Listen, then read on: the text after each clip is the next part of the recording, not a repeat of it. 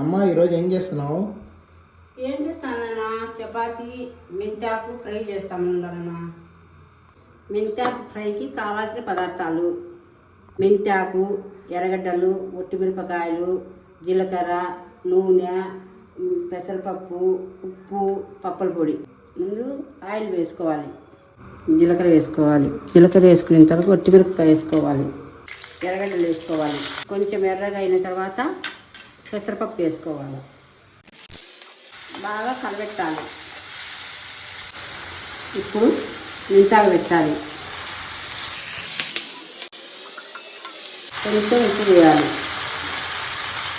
ఇప్పుడు మూత పెట్టాలి కాసేపు.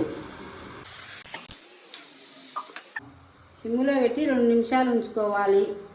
2 నిమిషాల తర్వాత ఆకు ఉడికిందా లేదా చూసుకోవాలి. కొబ్బరి, కారం పొడి, ఉప్పు, మంచిపప్పులు పొడి కొట్టుకోవాలి. 2 స్పూన్లు వేయాలి. వేసి కలబెట్టాలి. మెంతాకు ఫ్రై రెడీ.